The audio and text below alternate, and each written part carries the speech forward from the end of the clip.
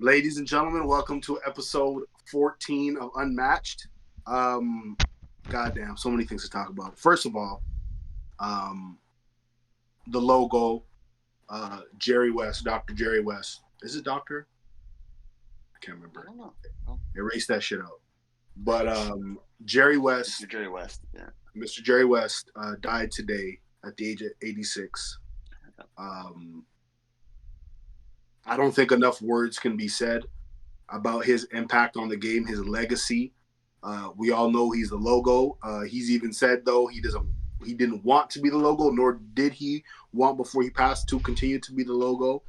Um, I mean, this is just sad, and I understand he's 86 years old, but still, like, to see a legend of the game of his caliber is sad. It's sad to see them go. You know what I mean? Hall of Famer with the Lakers, won one championship. Mr. Clutch was one of his many nicknames. Um, Probably the greatest executive in the history of basketball. He won so many. He won 8 championships outside of being a player, right? As a member of the Lakers organization and as a member of the Golden State Warriors organization, he's just done so much for the game to help it grow and get it to where it's become today. And it's sad to see. It's sad to see, and I wish his family nothing but the best. Send our condolences out to them for sure. Um, it's sad. It's gonna be and it's It was Bill unexpected. Walton passed Yeah. Yeah. recently in the last couple of weeks. Now you lose Jerry West. You know what I mean? It's sad to see, but we're getting to a point in time where the legends are getting more and more to an age where it's their time to pass. Unfortunately, Well, even like Bob Cousy said today, he hopes the Celtics win because he's not getting any younger. He's 95 or whatever. She's like, I want to see the team win again before I'm gone. And yeah, it, he like, hasn't seen the team since 2008. He hasn't seen them, yeah, right? So it's yeah, it's not something you think about on a day-to-day basis, but when it does happen, it's a reminder of yeah. this shit comes for all of us. You know what I mean? It was just so Unfortunately, unexpected because like yeah. I didn't No, like there was I no didn't word know about him being sick yeah or anything like or that. anything Yeah, like that. Like I don't know if it was like did he have an illness like Walton where it's like he kept it hidden or like was it just like it just happened overnight type thing. Like I don't know. I like don't know if they natural said anything. causes. Yeah, exactly. I don't know if they said anything about it, but like it's just sad to see. Like not only was he such a great player, he was such a great executive. He helped build like championship teams, whether it would be like, with the Lakers and Showtime or he helped Golden State. He helped the Clippers. Like he went Memphis, around and Yeah. yeah, he went to Memphis and got them to starting to be a more serious threat and compete and not being a laughing stock. yeah. So it's like it's not only that he's a great player, but he was one of the best. Like he's probably one of the most influential people in basketball over the last 60 years because not Ever. only did he go to 8 finals or seven, 8 finals, I think 8 finals, right? And he He lost went to seven, 9 and 1. nine. There you go. Yeah. Not only that, but then what he did after that with being executive and help building championship level teams, like Yeah. hard to We deny all know he's his the success. orchestrator behind Shaq and Kobe Yep. getting together in LA. You know what I mean? And He's the one. He's the one that traded for Kobe, right? yeah, exactly. It's unfortunate. It's definitely unfortunate. But it's a part of life. We all Yeah. understand, and he lived his life in an incredible fashion. He did a lot for, like we said, for the game of basketball, but for people as well. He's Yeah. been an inspiration and influence on so many people's lives. So, rest in peace, Jerry West. The logo, he's gonna be missed. He's gonna be missed, no Yeah. doubt. Having said that, Game 3 of the NBA Finals tonight. Kristaps Porzingis is out. I Yep. don't Unicorn like tonight. that for Yeah. your Celtics, Barry. Yeah. Yeah. I don't That like means it. Luke Cornett's gonna play some more minutes, and like he's okay, but like not. I don't think I want to see him in the finals play that many minutes. So it's like, This is Jason Tatum's yeah, opportunity Yeah. to make up for him. Listen, he's been he's been fucking awful offensively, shooting wise. Yeah. shooting, Shooting yeah, wise, yeah. like The rest, playmaking, rebounding, defense, He's solid. been averaging close to a yeah, triple double, but Yeah, Yeah, but shooting, Yeah. yo, I don't like when he said like last game like I was trying to get my teammates involved. You shot No. he 22 shot times. 7 more shots than Yeah. anyone No. else. He shot the No. most on the team. Like let's not say that like he was looking to distribute and the reason why he got 11 assists.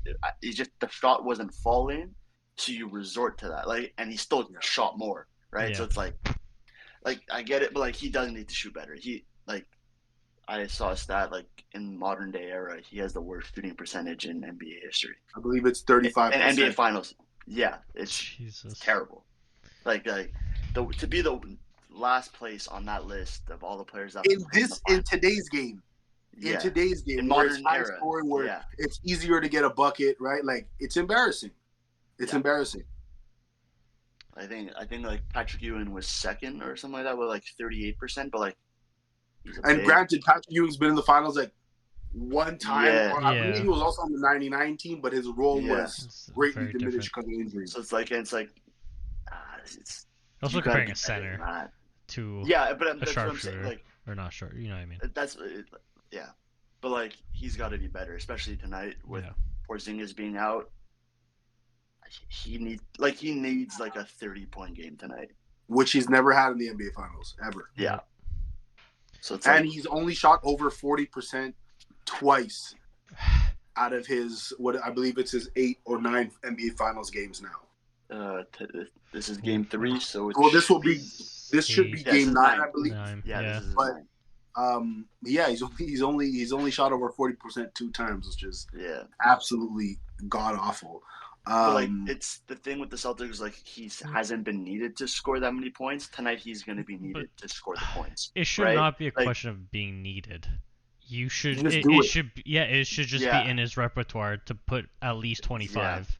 Yeah, no one's saying Jason, like, you know, it's okay if you miss 14 shots. Yeah. Like, no, dude, like it's not okay, but we'll manage. But like be efficient.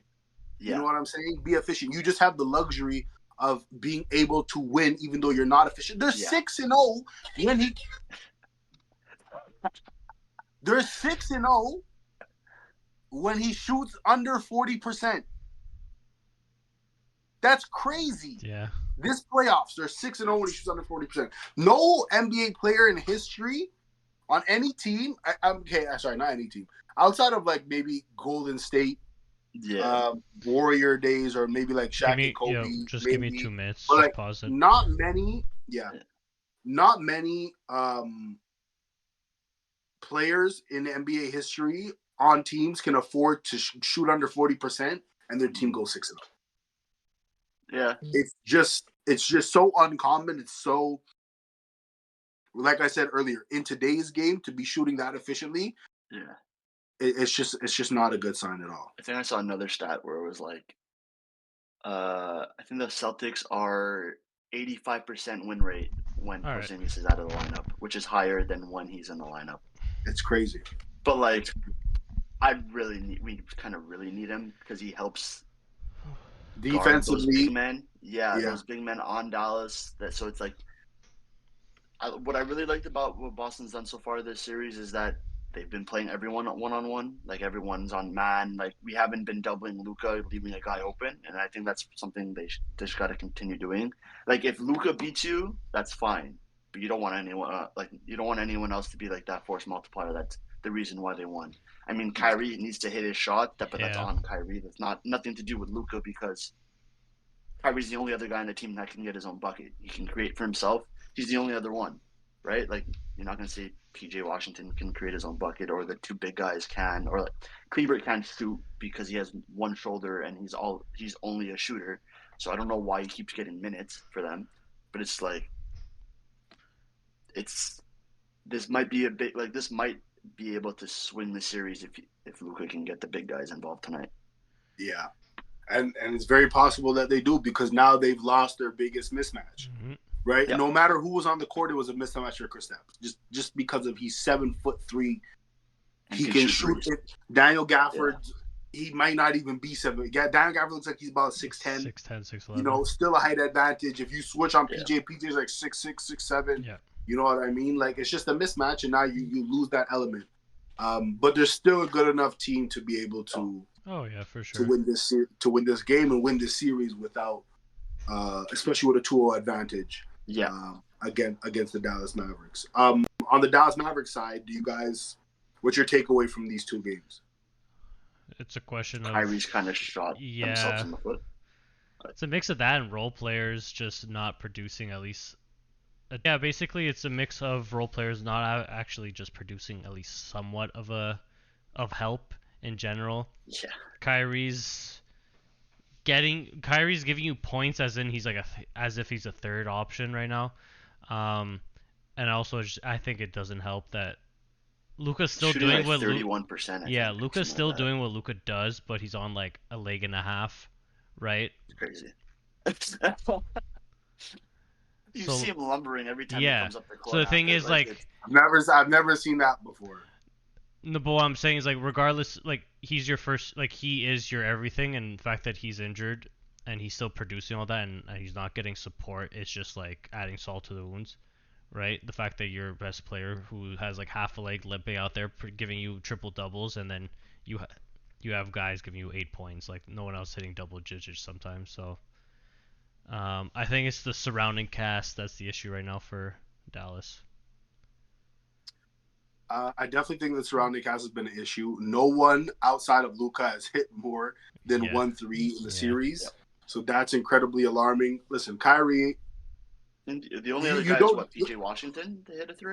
I think but so. Like, last game, the output of those guys, PJ Washington, Derrick Jones Jr., Gafford, PJ had 17, Jones Jr. had 11, Gafford had 13. Like, that's good enough for those guys, right? What really pushed the needle was that Kyrie should have been a little bit more efficient. That would have gone a long way, probably won them the ball game. And listen, Luka had 8 turnovers. That's a lot of turnovers. That's the one thing, yeah. He's had a lot of turnovers the last 2 games. He's also shooting under 50% from the free throw line. I mean, that's... To be fair, it's only 13 attempts, but it doesn't matter, though, because you're a perimeter player. Perimeter players should not be... Who score the ball like that, especially, should not be shooting... under 50% from the free throw line. Especially from a guy that shoots turnaround fadeaways like it's nothing. Yeah, it makes if no you're staring sense. at a basket on the free throw line and you're shooting under 50%, it makes no sense to me. Like, there's times but it's just crazy to me how he can have a guy in front of him with a hand in his face shooting a turnaround fadeaway and it's money, and then the guy goes to the free throw line and just can't hit. And he shot, and this regular season he shot 78% from the free throw. Yeah. And in the playoffs in 19 games, he shot 77. But and he's always been a high turnover guy. But the problem is that with the ball at their hands that much is going to be a high turnover guy, right? So it's yes, but the problem is that when you're in the finals, it's a lot more glaring. You go back to that Celtics team that lost to the Warriors. It's not that the Warriors were so much better than them. These dudes kept shooting themselves in the foot. Jason Tatum, Jaylen Brown, they were 1 and 2 in turnovers that postseason, and by a significant margin. It wasn't close. So Luka having 12 turnovers in 2 games. Yeah. I mean, listen, you lose game 2 by what was it, 7 points? I think so. Yeah. That's you have 4 turnovers. We might be having a different discussion. Yep. Right. So I think he has to do a better job of protecting the ball. And he's getting walked over defensively, so bro, he got blown by 13 times. Yeah, he had the most blow-bys in NBA Finals history in a single game. He got blown by 13 times. But this is the people that everyone wants me to think is the next Jesus in the NBA. The guy that's supposed to take over for LeBron. No. Because LeBron don't get blown by 13 times on defense. Larry Bird didn't have the record of getting blown by 13 times on defense, and everyone compares him to Larry Bird, and Larry Bird don't play no defense. That's what everyone says, right? That's what a lot of people from our generation say. But I was supposed to believe Luka's that guy. All right, anyways, we'll see what happens. Game 3, Mm-hmm. I think the role players get a boost. Role players always get a boost at home. Yeah. For home games. That's always. So, if PJ's giving you 17 already, and he's not even shooting the 3-ball well, Derek Jones Jr., Daniel Gafford, this is Tim Hardaway's time to shine right now. Give Tim Hardaway. If Maxi Kleber's not ready to go, you have a guy in Tim Hardaway Jr. who Tim Hardaway Jr. is not afraid of the moment. He might miss, but he's not afraid to take any shot. There's not a shot on the court he's afraid to take. And you need guys like this in this position when your other guys are not doing too hot for you. So I don't expect Kyrie to be playing. Like Kyrie, when guys like Kyrie and Luka don't shoot well from the field, and even Jason Tatum, it's not because of what, in my opinion, it's not entirely of what the defense is doing. It's that they're just missing the shot because they're just too good. They're just too good to be missing shots like this. They make tough shots all the time. So for Kyrie and Jason, I think is more of a mental hurdle and getting into a rhythm more so than anything that the defense is doing. But you do see Dallas double Tatum a lot when he's driving the basket. So yes, but I've also seen why Tatum he keeps missing layups, and it's annoying because like some of them are very like just puts too much on it. Yeah. But like you can see Tatum's also missed a lot of open shots though. And he does. Sure. But in game 1 he hit some tough shots. Like he hit some tough threes with a man in his face, you know what I mean? Like but he did that when Boston was up 20. Right? Yeah. That's a big thing with Tatum. Everyone's been saying lately is like when he's front running, he can front run. So it's like I get it, but in game 1, yes, in some of the threes, one or two of the threes were when they were up big. But I remember one of them being when the Dallas kind of had a little rhythm going. Luka had that 10-point quarter. Right? Exactly, and it's it doesn't seem like the biggest, most important three, but threes like that really go a long way long run. In snubbing out any Like it would have looked better if Boston didn't they were up 26, then Dallas came back and we were only up by 9 or whatever, and then Boston just took the lead back up to 26 again. Yeah, right? they brought it down to 8. Yeah. So it's like you don't see those swings at the end of the game when Boston wins and you only put up 89 points, but that little swing there, it kind of helps keep the lead. Yeah, for sure. No, it's I'm excited for game 3. Obviously, must win for Dallas. I don't know what to expect. I think actually no, I do know what to expect. I think Dallas will win. With Chris House being out, I don't know. I think it's gonna be a good time for them to take advantage of the Celtics. And he's day to day even with the injury he has, which is weird. Like it's the report yesterday made absolutely no sense. They're like tear in the It's a really rare injury that we really haven't seen, but he's day to day. Yeah, I was like, what? Huh? And they're saying it's the ligament around his ankle that keeps everything. It was a confusing report because then the report came out and he was walking around at practice, not laboring, not in pain at all. Yeah, so it's but what's going on here? If they win tonight, he's not coming back till game 6. Yeah, if there is a game 6, sure. That makes sense. There's no chance. There's no chance he's coming back. I think the Celtics go up 3-0 tonight, and Tatum has a big game. That's my. Listen, I hope so because if Luka gets swept, silences a hater. 35 points tonight. You don't want to hear me if Luka Doncic gets swept. You're not gonna want to hear me. Nope. Also, by the way, how many points? I'm going to the hockey pool off topic. How many points does the person get if they get the cup winner? No, because Bovey's the only one that has a cup winner, and he's at the bottom. I'm not even worried about him. If you get the score right, the number of games, the games right, yeah. You get 4 points, I think, this round if you get the number of games right. Yo, I need these niggas to push this shit to 6 or 4. 4. If they win in 5, Bernola wins, and I can't have that. I cannot have that. Yeah, me and the guy at number 1 have them both in 6. So I need Edmonton. I need either a sweep or I need in 6. Those are my only 2 options. So yeah, sorry. Do anything else you guys want to talk about for basketball? Not much else. Game 3 tonight.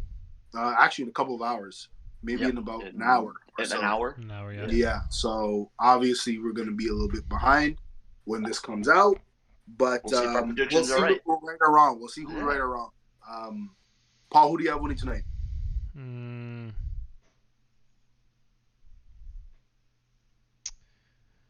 I'm gonna go with Dallas. Okay. I'm gonna go with Dallas just because. But honestly, I could see it also ending in 5. Like, with Boston's record on the road, having a better record on the road than being at home, right? Yeah. And that's another point that's good that you brought that up. Like, if anything, I would have expected Dallas to steal a home game because the Celtics in the last couple of seasons have Celtics game 2 is not our thing, right? No, they have not been good game so far. Exactly, and they have not been good in the last couple of seasons at home. I don't know what it is. Playoff Boston, record, yeah. TD Garden's usually a fortress, and they're just more comfortable on the road. But it's weird. It only happens when playoff time comes around. Because in the regular season, they are dominant at home, and then it's just you get to the playoffs and it's like, I don't know, we can't play here. It's like could be the Boston pressure in playoffs, right? Just could be that. Yeah. I think it's good for them psyche-wise that they were able to take those 2 because I believe every team except for Miami got a game off of them at home, if I recall correctly. Oh, sorry, no, not Indiana. Indiana got swept in Miami, so no, I take that back. I'm wrong. But even going back to last season, Miami, the season before that where they went to the finals. I mean, Milwaukee, I was at Game 5. Like they choked it away. Well, and then Jason Tatum goes on Miami. It was Game 7 in Boston, no? Like when they came back, and they still lost, right? So exactly. So we'll see what happens. Yeah. I'm excited though. Definitely excited to see what happens. That's for sure. Same. Get another chip. Go 1 ahead of the Lakers. It's always nice. Yeah, but like it's not even like you guys have like 4 titles in the last like 40 years. Like it don't hold no weight. It don't hold no weight. Bob Cousy's still around to tell you the tales of them, so it's okay. Yeah, but then tales when there were 8 teams anyway. Moving on. Euro starts Friday. Germany versus Scotland. Italy versus Albania. Also, are you guys going to watch the Italy-Albania game? It's on Saturday. I'm down. Yeah, Saturday. No, listen, I'm done work. I'm going to ask my boss to leave at 3, so I'll be like 15, 20 minutes late. Yeah. But Olympico has the games on a monitor. Oh, okay. Like where we usually go, Barry. They got that shit up. Because I know next Wednesday, Barry, Creddy wanted to like, I'm trying to get work off. But yeah, we'll see. Yeah, because I picked up a shift we're totally forgetting that Italy's playing. So I told him, I'm like, yo, I can't come in on the 20th. I got some shit to do. They looked at Saturday after work, I'm going to go to Olympico. I'll probably be like 15, 20 minutes late if you guys want to pull up. But Germany versus Scotland. I believe we still got a couple more teams to go over. I definitely think we have France. England and France. France and England we for sure have. Did we talk about Italy?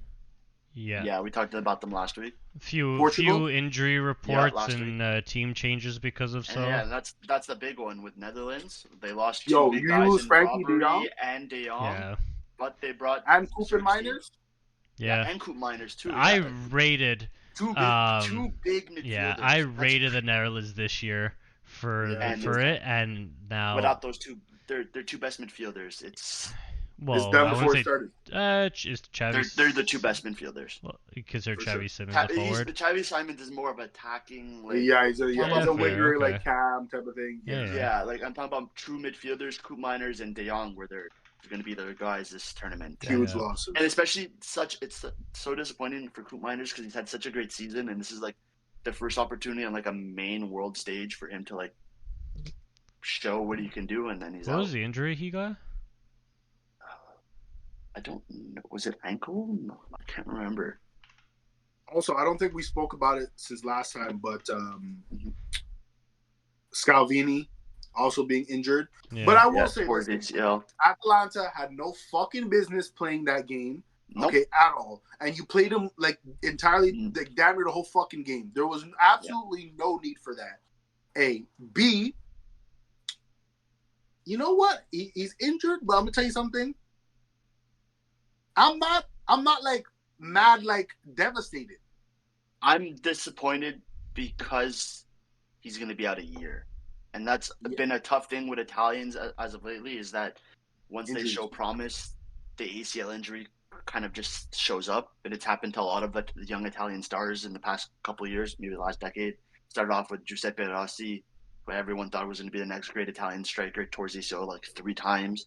You had Zaniolo, you had Chiesa, there's so many of these guys that just when they're about to burst onto the scenes, a stupid injury happens where they at least for Scalvini, he should have never been in that position at all. Gaspini shouldn't have been playing him, especially 90 minutes in that game. Like, there was no use of it. He's not a loss for this tournament because I don't think he would have been playing much, just off form and that's what I'm saying. Guys ahead of him. That's the only reason why I was like, right now. Yeah. Because listen, Calafiori's has proven more this season to start.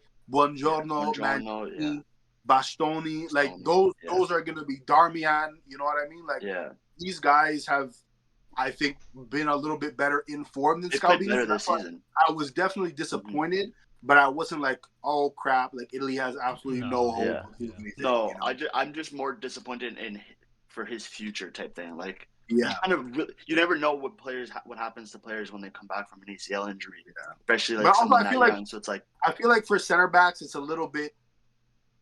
It's not as devastating as if you're a Chiesa or you're a striker, if you're a forward player or even a midfielder.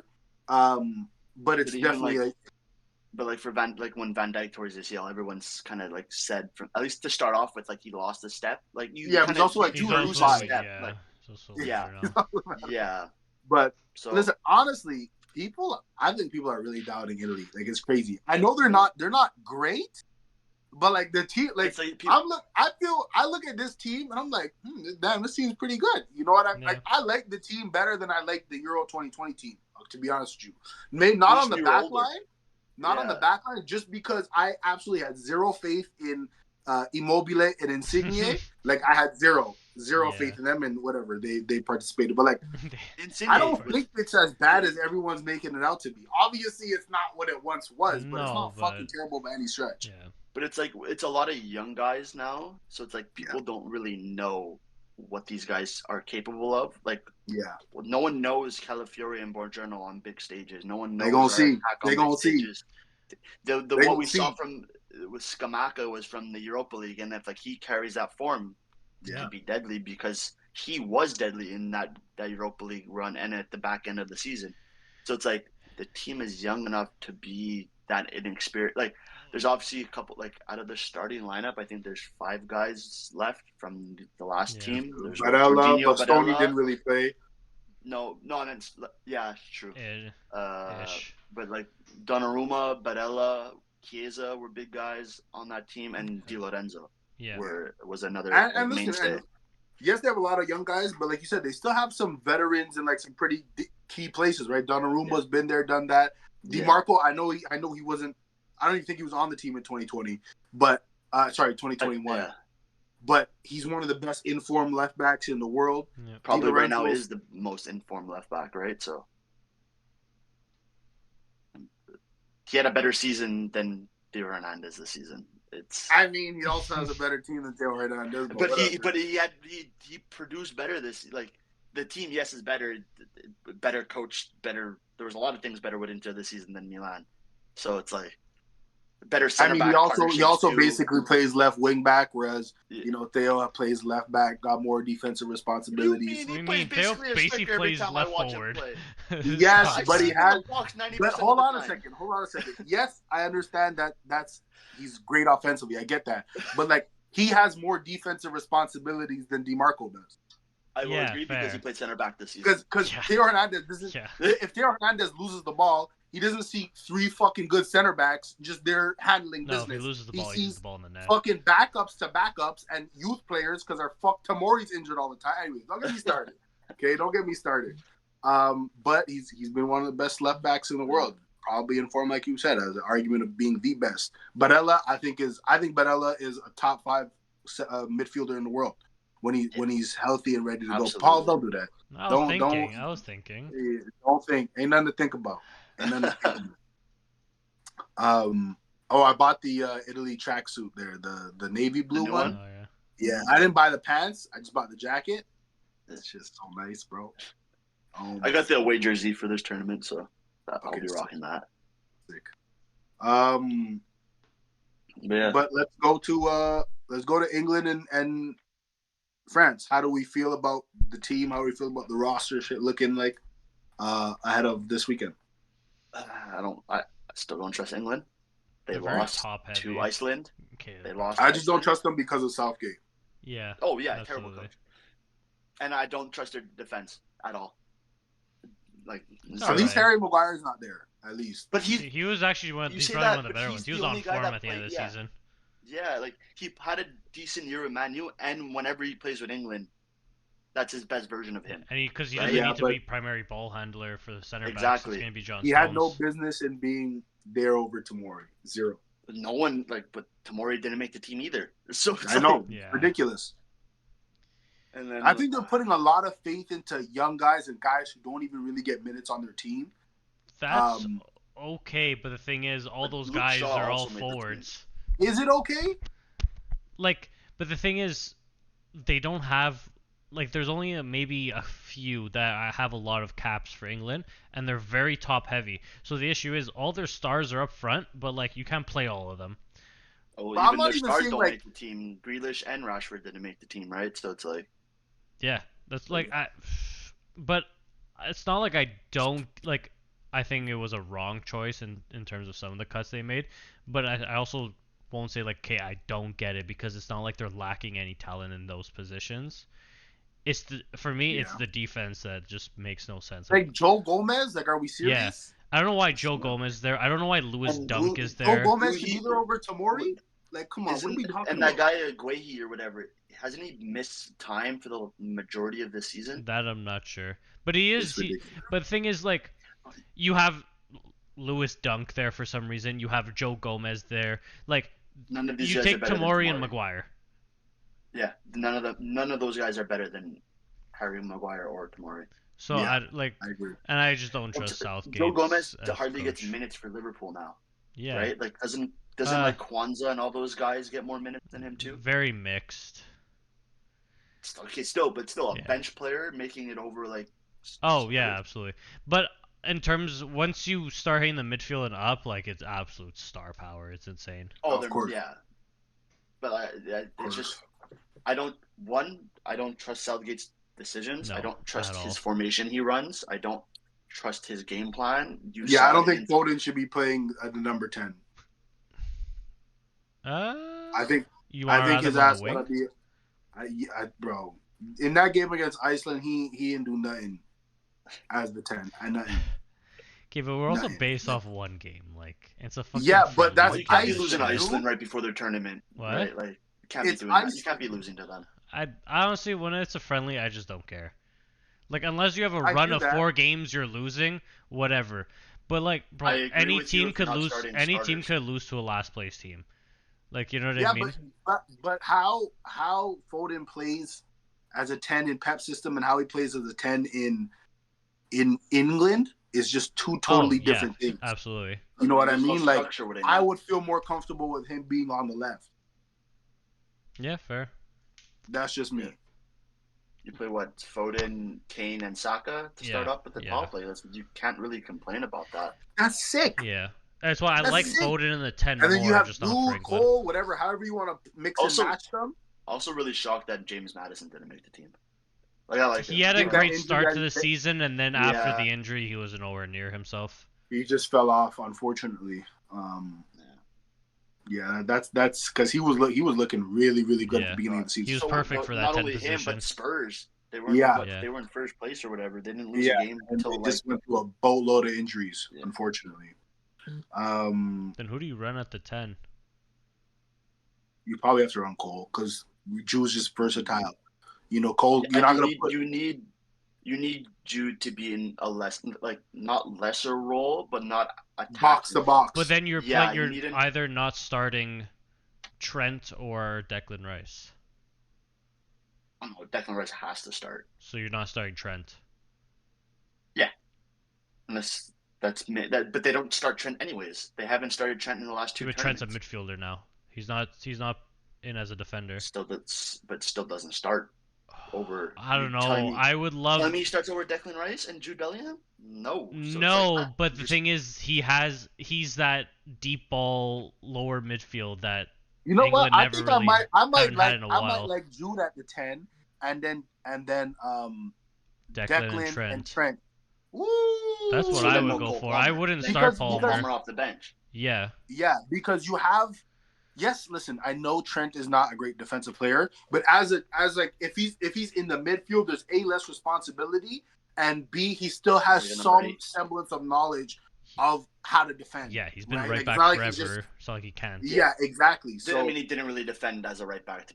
So. But when you're in that position, you have some. It's not like you're putting Lionel Messi at left back.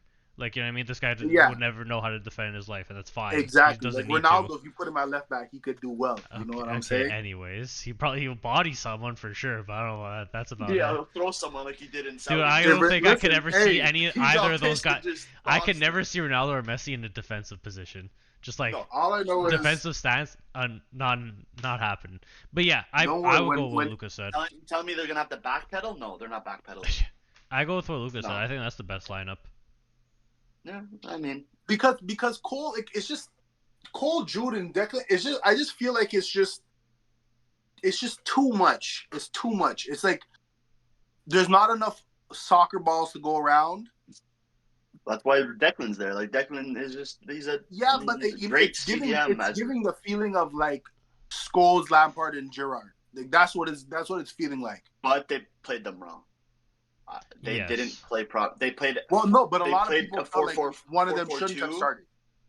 Well, yeah, because they played a 4-4-2 and then they played Scholes at left mid, right? Yeah. So it's like that you fucked up there, not playing like you should have built your formation around their play styles, and they didn't. That's what I'm saying. If they go that, then I think they're fine. Like, right, you pick for Nets, you got I'd say Walker on the right, Stones and Luke Shaw on the left, and then Stones, and I fucking toss someone in there.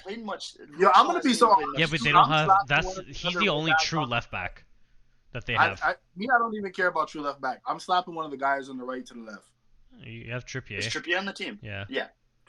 Trippier always. I'm slapping him on the left. Trippier.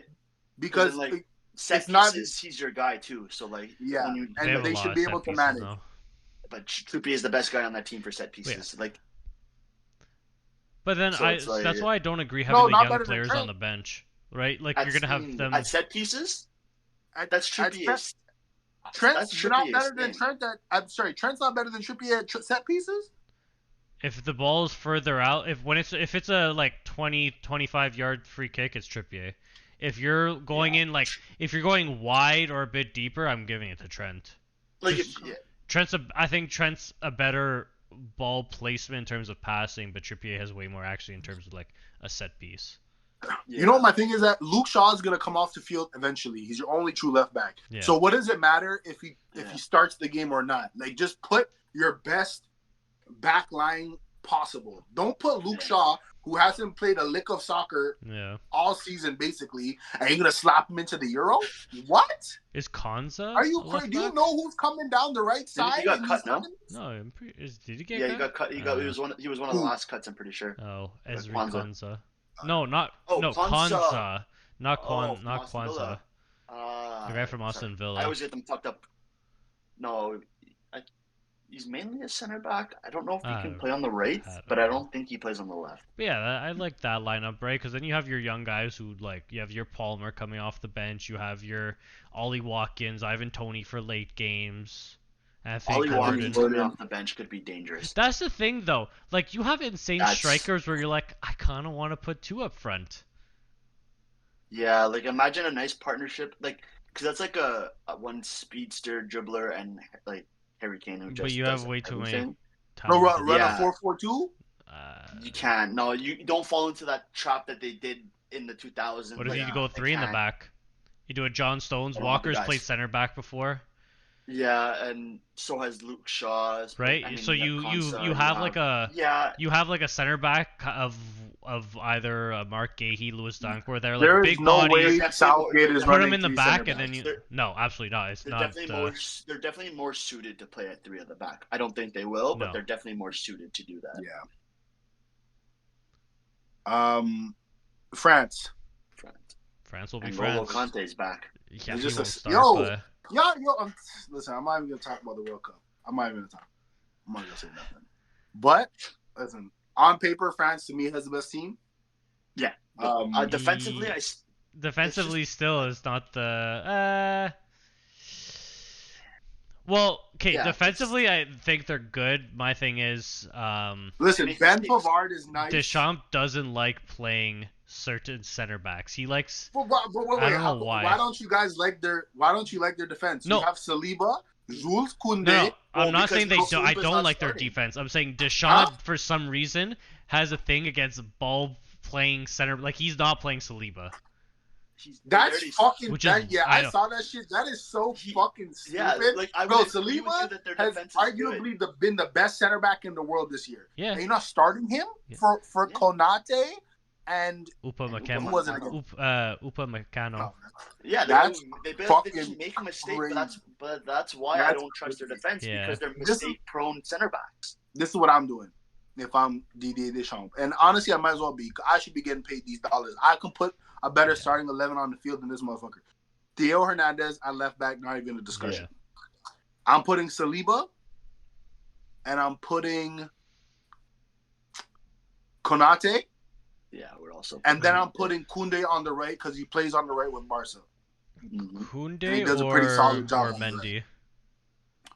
Koundé. Yeah, okay. Just because on the left, like Mendy's the left, Mendy's on the left, right? Like I feel more comfortable for him in relief of Theo Hernandez. Then I'm putting Tchouaméni. Oh no, is Tchouaméni gonna play in the tournament? Oh, I haven't had any reports, but yeah, I'm not sure. Okay, well, anyways, I'm playing Camavinga, Zaire. I hate Rabiot. I'm not putting Rabiot on the field. I hate him. I'm not putting Rabiot. He's gonna start. He was great in the World Cup for them, right? Like I could not in the final. I couldn't see him. I didn't see anyone on the field. Yeah. The only person I saw on the field for France in the final was Mbappe and Camavinga. That's it. Because when Camavinga came on, he put Messi on fucking clamps. All right, he had his ass on clamps until the extra time where. Yeah, well, whatever. Like, anyways, this tournament you're gonna see why. If Mike Maignan was healthy, we're not even talking about this guy. Okay, we're not even talking about Messi. What do you mean? He was healthy all season this year, and it's the forwards that are tough right now. Because midfield, you're playing what? Tchouaméni, Camavinga, and Zaire-Emery. No, Griezmann's going to be playing Cam again for sure. That's what he plays for England. True. That's what he plays for France at all. That's like true. The last, at least especially in the World Cup, he was. So you play Camavinga, Tchouaméni behind him, and then you put him. Yeah. Then Dembele and Mbappe. No, Mbappe on the left. Not Dembele. Mbappe on the left. Thuram down the middle, and then I'm playing Kingsley Coman personally. That's just me. Just because I really like Kingsley. To me is a big game player. Like I like Kingsley. I saw that thing actually. He has pedigree. He's won so many goddamn trophies. I saw the thing where he's the first year Kane comes, he loses his trophy. Exactly. I was dying. Exactly. Dembele, listen, we've seen Dembele with France. Hasn't been spectacular. Didn't do shit against Borussia Dortmund. Kolo Muani, I like him coming off the bench a little bit more personally. So I'm putting Marcus absolutely down the middle. Yeah. Mbappe on the left. And I'm starting Kingsley Coman on the right. That's just me. I would also agree with that over Dembele. I'm interchangeable between the two. Dembele has more upside than Coman, but also has the lower floor. Like I guess when he plays bad, he plays horrible. When he plays great, he's like one of the best players on the field. It's exactly. Like there's Dembele has the wider range of like what he can do on the field. Like what you could get from Coman, and that's why I would like. Yeah, fair. Throughout it depends on the matchups they're gonna have throughout the tournament. Obviously, it's gonna change.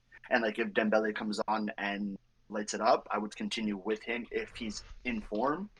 But like if he comes on and does nothing, I'd keep rolling. Yeah, right? Fair. Yeah. So, let's do who we got winning. Let's say one thing. Yeah. Watch out for Xerxes. True, I know he's a late call-up, but I don't think he's No, going to you're start not. right away. First of all, you're talking about a Milanista. I ain't worried. I know he's gonna do something. If he lights up this tournament, you better be worried because Fuck, that price if he tag starts, is gonna he already didn't make the. He made the gonna, squad based on an injury. Let's I fucking don't, hope but he even starts. I don't think he's gonna start game one. But I think he comes off the bench, does something, and then will start in the tournament, like a different game in the tournament, and like you'll see the quality he really has. Why you gotta put that into my head, dude? Why you got? We have no funds. Like, leave us alone. They already want like 40 mil for him, and his agent wants commission. I saw that someone said if he turns up this tournament, his agent's gonna want 40 mil of commission because of how much he's gonna be worth. And like, if he turns up this tournament after being a late call up, that price tag's going up. The only thing, the one good thing is that he wants to stay in Italy. Yeah, and he wants to go to Milan. Yeah, exactly. Yeah. So, hey, we about to be fucking nice next year, bro. And are you also crazy? that Milan Dutch connection. That's what we do. Like it goes, Man City, look out. I feel like that's a big reason why let's relax. Y'all need to buy him first. We know how that could go. Yo, are we gonna go watch Man City Milan, bro? What are we doing? Oh, it's true. When is it? July 27th, I think. Oh, I'm down. Man City. When's this? It's in New York. Pull up, bro. Oh, okay. Pull up. Let's go to NY. Watch the exhibition. Yeah. Ooh. I'll look it up and put it in the chat at some point this week. All right. So Group A. I don't think or any of us are gonna pick anything surprising. I got Germany winning the group. Yeah. Yeah. I'll take Switzerland to come second. I don't want to go against Hungary because the last couple tournaments they just kind of have that little thing, and like I like Szoboszlai and like he had like an up and down season this year. Yeah, the whole Liverpool team did. Yeah, so I don't know. It's second place out of that group's tough, but I think just off history, I would go with Switzerland. I think I'll take Switzerland, and then I'll probably take Scotland third and Hungary to go come in last. I think I'm dark horsing Scotland actually to come second, with Switzerland third, Hungary. I don't think fourth. It's crazy. They're all those that two like besides Germany and Germany also in the last couple of tournaments have not been the greatest, but after them they're all pretty well matched. Yeah. Hold on a second. I want to check the Spanish team. Is Pedri playing? Yeah. Yeah. Pedri's there. Gabi's not. Big ass. But it's their defense. Did you see Lamine Yamal say this week? He brought his high school homework to the tournament. That's hilarious. Bro, I would have been dropped out. I'd have been dropped out. There's no way he's never gonna need a real job. He could just get a job off of like just his name, doing anything. Yeah. Anyways, okay. So Group B. I wanted honestly, like a part of me went Spain, but like I just don't like their midfield is nice, and outside of Lamine, I don't trust any of their forwards, and I don't like their defense. I don't like their defense at all. Alvaro Morata, like dude, we know what he does. I don't like him at all. No. So I got Italy coming in first. I got Croatia coming in second. Damn. And then I got Spain in third, and then Albania fourth. I think most people will take Albania to come in fourth.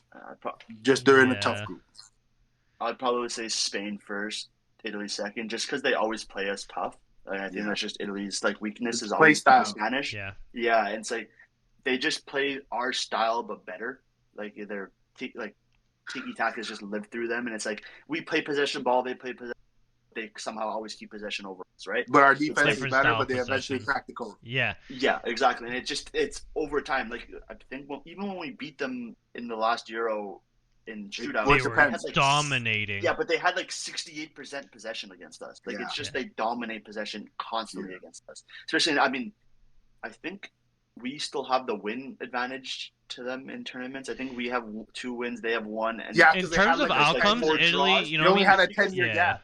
Italy sticks it out and gets it, but you watch the game and you're like, yeah, no, Spain probably should have won it. And it's simply because Their striker can't put the ball in the net. Yeah. Since David Villa, they haven't had David Villa Torres era. David Villa Torres, yeah. They haven't had that striker, right? That's yes, true. they won 3 But in a I'd row with probably six midfielders, Yeah. but difference is when you have Xavi, Iniesta, David Silva, and all of them just play like you don't need you have 95% of possession. That's a different story. So I'd probably say Spain, Italy, Croatia, Albania. Yeah, exact same for me. I think Croatia's on the older side now. Yeah. Group C, I got obviously England #1. I got Denmark 2, Serbia 3, Slovenia 4. I got England 1, Serbia 2, Slovenia 3, and Denmark last. Really? Yeah, I don't. Really? I don't really trust them. They usually do some sort of like talk in like these tournaments, but I feel like the team's aged. So they got some young guys coming in now. They have what's his name, Rasmus Højlund. I mean, listen, did they not make it to the semifinal of the last Euro? Something like that. They had, but was it semifinals? Because that was the year Eriksson had his heart thing, right? It was quarter. I believe they made it to the semifinals of the last tournament. Yeah, they're aged. Like Eriksson's not the same guy. Kjaer is no longer a starter. Like, yeah. I don't know. I don't really trust them. England first, but it's the same thing. But it's like Denmark and Serbia both have incredible strikers that could lead them into like moving them through. Like it's Vlahovic and Højlund, right? So it's like depends which strikers on his game. I feel like because I don't feel like Serbia is like besides Oblak, they don't have.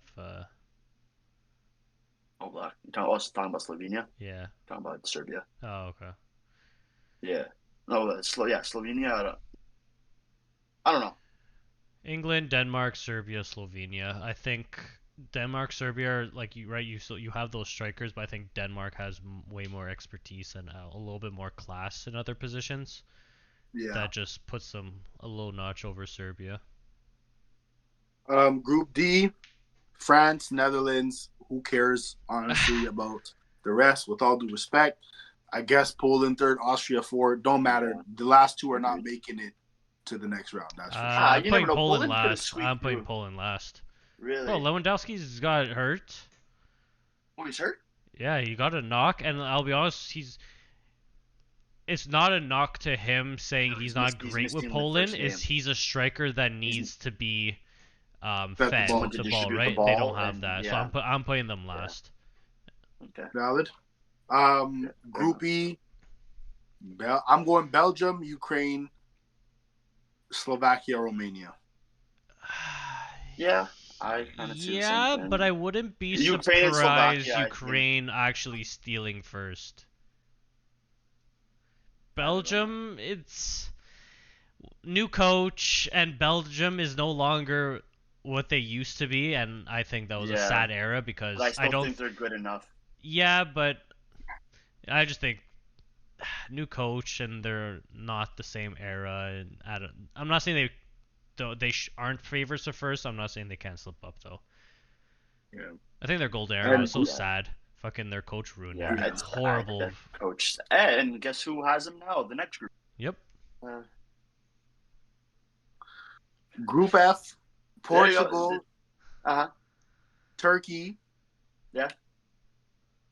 I'll go Georgia 3 and then Czechia 4. This is an interesting group. Because like Portugal should finish first. They will. Any of these, they should. We've seen them like win it all. Hey, they win it all when they came third. So. Yeah, but like Turkey, Georgia, and Czechia, like, I feel like either one of any of those teams can finish second. Georgia's finishing last. I'm sorry, Turkey and Czech Republic are solid. I think Turkey's ahead of. I think Turkey's like. I think there's. I don't want to say significantly, but I think they're pretty. I think they're a lot better than Georgia and Czechia. The only reason why, everyone had Turkey as their dark horse last tournament, and they finished last in their group and didn't do anything, right? But it's because they're well coached and they're usually pretty good defensively. So like technically, like they should make it through because they won't be conceding a lot of goals. But like everyone had them as the dark horse last time, and it didn't work out. It happens. Every kind of team you think sometimes crashes out. Italy didn't even make we lost to North Macedonia, right? Like it happens. You crash out and you burn sometimes. It happened in Germany where you got knocked down in the group stage. Happened, like, you know what I mean? It happens to every team. But no, I put Turkey second, Czech third, Georgia last. I think I'm gonna Portugal first, Turkey second, Georgia third, Czechia last. Yeah, that's fine. And listen, Turkey, like, you know, you got Güler, you got Yildiz, from Juventus. Yeah.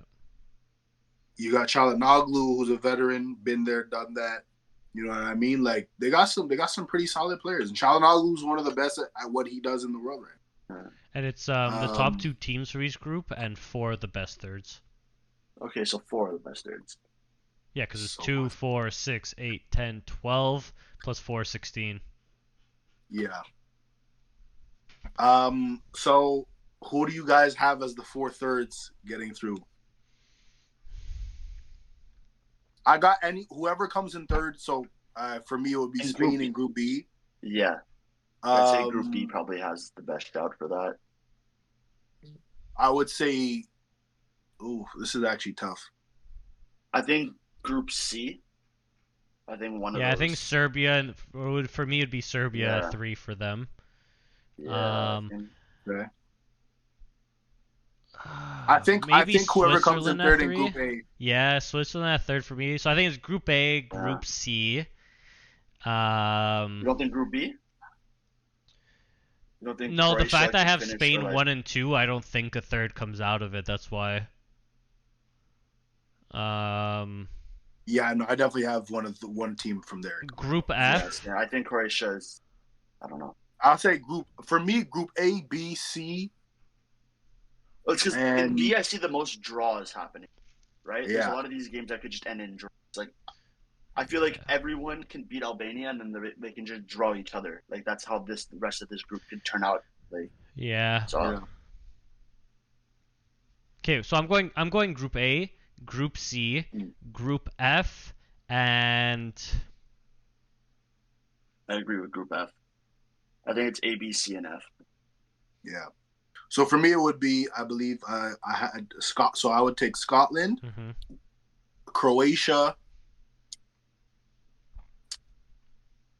Serbia, and Georgia. I'm going with Georgia. There's always a little Cinderella. I think Georgia's going to be that Cinderella. That's why I said it. Yeah. I think those would be my 4 third place teams going through. I completely agree. I'm going Switzerland, Serbia, Czech Republic, and Austria. Okay. All right. Not bad. Not bad. Winner? Based on my pool, is Germany. That's not happening. That is not happening. I don't know why everyone thinks Germany's gonna win it. They're just not. My thing was, okay, so I chose them not because I don't think I do think they can win it, but I also chose it just in terms of just like strategic. Everyone's taking France or England, so it's like you don't want to be lumped into that. But that's just for a pool. That's money talking. Yeah. But yeah, I don't. If it's not England, France, for me it's Portugal. And then on paper, yes, my issue is the coach. I don't like the coach either. We all keep saying that, like he didn't go to the semis with Belgium in 2018. Bro, of the World Cup. Yes, but I'm saying that was a golden era of Belgium. Like they were top 5 ranked every tournament, and you made one semis. They were number 1 ranked. Yeah. Okay, hold on a second. Can we keep it a buck? They were not overall good enough to win the World Cup. Let's keep this honest. You had De Bruyne, you had Hazard for 2 tournaments, okay? And one of the tournaments you went to the semifinals. And Lukaku, like, are we serious? How many times does he show up in a big game? Yeah, but you also had you had these 3 center backs in their great condition: Vertonghen, Alderweireld, and company, and 2 of them played together for their whole career. I'm not letting you bring up company. I'm not, bro. Man was toast. Stop. By 2018, bro. Stop. No, he wasn't. But he I'm was saying still when you starting for Man City and the thing is, what does that mean? but when you're playing 3 center backs, he was winning the league every year. But the thing bro, is, how many injuries did he have by 2018? I don't freaking know. But look, too many. But my thing is, when you're playing 3 center backs, which they should have, like he's playing in the middle, not play primary ball handler. He's playing the sweeper, right? You don't need to be the top. Like he was already great quality. You don't need to be that. Plus, you had Courtois in nets. You had Nainggolan. You had both Hazards. You had Mertens. You had Lukaku when he was better. KDB. Who else am I missing? Benteke. Okay, stop. Who else am I missing? Missing a midfielder. Carrasco. Marouane Fellaini when he was in form. Decent CDM. Like, you know what I mean? I'm not saying... Okay, but hold on a second. The year that he had all these... The one tournament where I would argue, like, we're talking primes or, like, everyone's pretty much in their prime, 2018, they went to the semis. Yeah. That's pretty good. They should have beat France that year. They should have. Like, pardon? They should have beat France that game. They had the chances. But shit happens, bro. Like, the best team... Look, Italy lost to fucking South Korea, bro. Yeah. No, I'm not saying it doesn't happen. Thing. I'm just saying... That guy went to jail. Not the same thing. Yeah, I agree. It was fraudulent. He got robbed. The ref went to jail. It's like, all been proven. No, I don't disagree. I'm just saying that is a good run. But I'm just saying, like, when you talk about Belgium, you're like, you don't even bring that. They didn't get you know what I mean? slapped. They lost 1-0. Yeah. You know what I mean? No, I know. Yeah. But I'm just saying they should have been in that position more often. Anyways. I think it was apropos. Anyways. I think it was apropos. What did they do in 2016? That was when they were a little young then, I would say. Right? I'm trying to think of their ages, right? Because Hazard's only like 31 now. If you go back to 2016, he's like 20. No, Hazard was like pretty much like prime Hazard, I would argue. The 2018 was really good, but don't forget he was part of that team that won the Premier League in 2014. They lost in the quarterfinals to fucking Wales. I'm pretty sure. That was a rough. Gareth Bale went crazy, bro. Yeah. But that's what I'm saying. Yeah, he went crazy, but like, come on. But hold on. Prime Gareth Bale is probably better than anyone on that Belgium team. Yes. I agree. Well, but then every other player is probably worse. But sometimes when you had Lukaku, you had De Bruyne, Eden Hazard, Carrasco, Nainggolan, Witsel. Don't matter. Witsel too. Yeah. Sometimes when you're that guy, you elevate. Oh, absolutely. When you're and that's what Gareth Bale did. I mean, I don't think he scored. And in 2021, look, Belgium lost to Italy. Italy was just a better team. Yeah, fair. What we beat them? 2-0? I remember Insigne's goal. I don't remember. Beautiful goal. 2-1. Yeah, I don't remember the other one. 2-1. 2-1. Like, come on. Yeah. Barella and like the teams that they lost to, like, listen, Wales, okay, well, I'll give you that. But the teams that they lost to, it's not like, wow, like, they lost Martinez, you're fucking terrible. And also Portugal, since he's taken the mantle, they've looked like how they've looked. They've been the best international team since he's taken over. Like, they're just pummeling teams as they should be doing. They're not beating, England and France, but England just lost to Iceland. Yeah. Portugal just beat Bosnia 3-0. And Ronaldo, well, let me tell you something. That was a nice goal. Woo! All I'm telling you is that when Ronaldo leads the Euro in scoring, A, and when they win the Euro, B, should Italy not win it, fingers crossed for Italy, he's going to come back to Europe. I just feel it. If he has a crazy tournament, he's coming back to Europe. There's no way he's not. I don't think so. No. I don't think so. Very. If he scores like 10 goals, he's coming back to Europe. There's no way. Well, there's no way he's not coming back to Europe. It's impossible. It's impossible. Book it. You heard it here first on Unmatched. Ronaldo will come back to Europe if he goes crazy in the Euro. You heard it here first. That's a good clip. Clip it. Yeah, that's true. Clip it. Underdog, right. Put that on a t-shirt.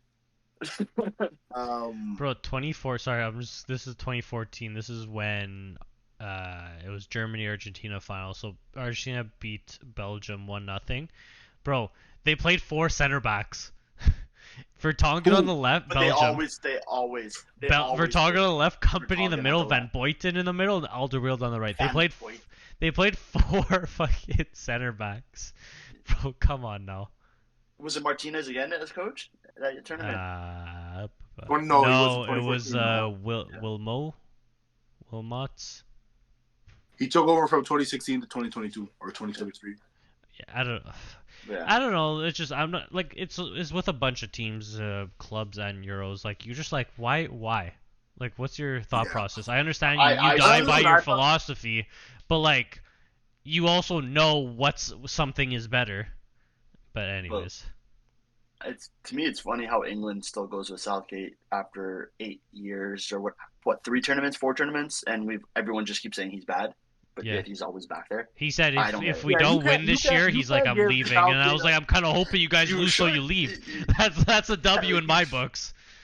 Yeah, you can't rag on Martinez and not rag on Southgate. Oh, no, I rag on both. Southgate deserves so much more hate. Because I think if I was managing England, I could win the Euro. I really believe that. Yeah. Because this is what I would do. I would come up with the starting 11. I would have a feel out of who and when to sub out, and then assistant coaches are handling the rest. if my players come talk to me about tactics, talk to the assistant, bro. I'm just here for motivation. I'm just here to put the best 11 squad out there. Exactly. I'm just the motivator. I'm not the X's and O's guys. But listen, Coach K. Obviously, Coach K is a obviously he knows X's and O's. But he wasn't an X. He wasn't. But that wasn't his people person. Strongest attribute. He was a motivator. He knew how to talk to guys, right? Like, yeah. You put yourself around a good crew. Hey, listen, England. You need someone for the 2026 World Cup? I'm your guy. But yeah, so who do you have coming out? I'm talking to like all the ex players and getting their feedback too. I'll be like, yo, Rio, what do you think I should run? Scholesy, what do you think I should do? Rooney, what am I saying? I'm asking all these guys, what's going on here? Hire me, England.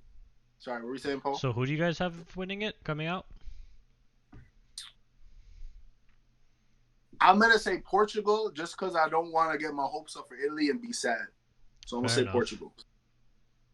And I don't think I took Italy to win it last time, and they won it. So I want to keep that going. So and I took Portugal last time, so I'm gonna take Portugal again. I was very confident with Italy last time around, and I don't want to say it again this year, but I do like our team. But I don't think I'm out of Did you think we would win last time?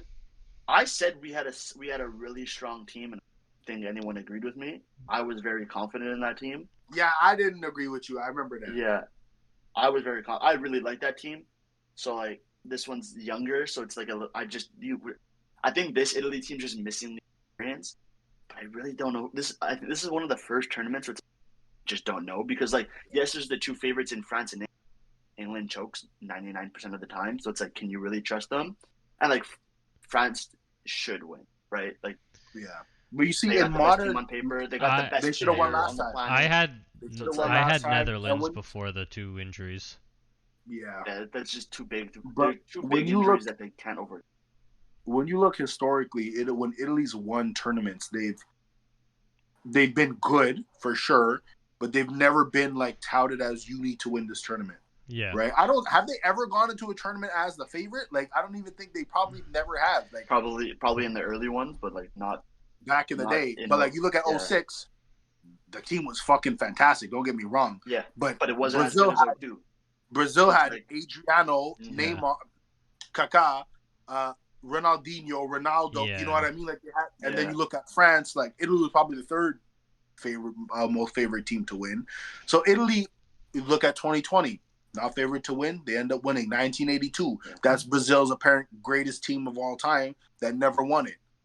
Italy goes on and wins that, right? So historically, when Italy win, and I'm not going back to the 60s because I can't tell you. No, I don't. Yeah. Not that I was around for the 80s, but from what I've heard and watched, that's what's said. So they have a good. I think They have veterans in key places Yeah. that I think will go like on each level, defense, midfield, and attack. They have a veteran. Yeah. Which it's I like think it's Yeah. but it's like it's not true vets. It's vets that like have played for like a tournament or two. It's like, but like, these guys are like 26, right? I mean, yeah. like, there's no like 30-year-old vet on the team that No. like Jorginho. type thing. There's not. Yeah, he's literally like the only one, one. especially that's going to be playing a lot. It's only going to be him. But like our vets now are like Barella, who's 26, Donnarumma, who's what 24, 25. Like they're vets. They're vets, but are because they've they been like around Italy, are they leadership captain type vets. leads of the team? Yes. I don't know. Like we don't have. I don't know. Like we have a real captain on this team, right? Like That's true.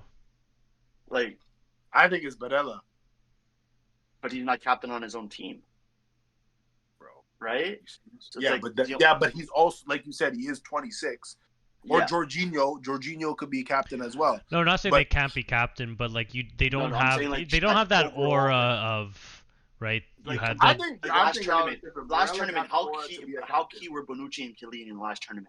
Just Of for like course. the motivation, the way Yeah. they speak, the way like how they spoke after their games. Like those two guys just helped carry the team, even though like yeah. maybe the guys around them weren't ready for their tournament. They were the ones being able to push everyone. I don't think we have two guys like that on this team. Yes, but I think, and maybe I'm tripping, but I think Spalletti did a good job of bringing guys like a Delpy, like a Totti, like a Baggio, Yes, Yeah. bringing these absolutely. guys into the basically the training camp. You know what I mean? Yeah. To give these guys confidence, to give them that aura. You know, like we seen Rodrigo, touch Ronaldo's legs. He's like, "Yo, I need your legs for the world." I think it was the World Cup. The captaincy Yeah. and the leadership is also off the field too, right? You surrounded Yeah, by that. like this, yes, on the field, but Buffon's a big part of what they're doing, Yeah, right? exactly. Like, they Yeah, don't have veterans on the field, but they have guys around them that In the have been locker there, that room. have done that are Yeah. legends of the game, Yeah. that can, when things are getting a little bit tense, give you a little good smack, get you back right and ready Yeah. to go. But like having that on the field is that extra, Sure. right? Like when you see someone telling you and this, it's one thing. When you see someone on the field like presenting it, right? It's a different story for Listen, it's two. definitely not our best team. Like, there's a lot of injuries and Tonali's foolishness. Yeah. Like, if we had a full roster, I would Oh my feel so God. much more confident. Yeah. Imagine having a midfield of Tonali, Pellegrini, and Barella for this tournament, like instead of Jorginho, because you get the guy who can actually move more than Jorginho can with Tonali. So it's like, Yeah. And then Udogi, yeah, if we had him on the left, Oh like man. just him coming off the bench would be so good. Because I don't think I don't he want would to have talk about started it. this Now early. I'm gonna get sad. I don't want to talk about it. But All right. also Copa America, I'm taking Brazil. I'm not even gonna. It's not even a question for me. They're just stacked. Listen, Argentina without Messi is nothing. That's just me. I'm sorry. I don't like McAllister. I don't like Enzo Really? Fernandez. I like McAllister. I like Franz is Julian not Fernandez. playing, Julian Alvarez. Alvarez. Alvarez. Thank you. I said Julian Fernandez for a second. Copa America, I'm rocking with Brazil. To me, they just have the best attacking I would prowess. say- I don't think anyone's like wow defensively. Mm-hmm. Is But Messi in terms of not on the squad? No, Messi's playing. He Messi's is. playing. Okay. Yeah. He's no, but Luca's just saying without like besides him, like, the Yeah. Argentina No, team isn't fair. that strong. But like I agree with you. I think it's Brazil or Argentina are the two favorites. But I would have a sneaky dark horse as Colombia. Just Because Draw you like saw some them crazy absolutely spank Canada. Was it Canada? they Yeah. spanked, no, they spanked USA like Yeah. 6-1. They're on some crazy undefeated that I saw. So it's like they might be a dark horse because they're just.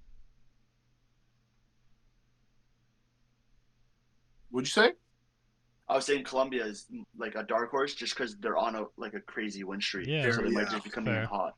And look, I think they're on like an 18 game win streak or something. Copa America of that is sort. full of surprises, right? I had Yeah. Chile Always. won and everything. yeah, Chile beat Argentina back-to-back tournaments. Twice. Yeah. In shootouts, both times. All right, I think we got to run. We got to leave for soccer at 8 o'clock. Yeah, that's true. Where'd you guys game? Got to drive 30 minutes. McGill, Fucking but the Forbes McGill field. Stadium. Yeah. Bad bitches there. Yeah. All right. So that's, ladies and gentlemen, that's episode 14 of Unmatched. Like, comment, subscribe, debate, argue, say whatever's on your mind, say how you feel, who do you have coming out of the group, and who you have winning the NBA Finals as well, the Copa America, all that good stuff. And we'll be back next week with actual game results and what we're seeing on the field and what we think. I'm excited. It's a good time to be a sports fan. Great summer to be a soccer fan. Absolutely. I saw like the people keep making the images of like the game times. It's like in the morning we got all Euro, and then at night so it's like Copa America. Yeah, I'm never gonna sleep. I'm just gonna keep watching games all day. It's all fantastic. the time. All right, ladies and gentlemen, peace, and we'll see you next week.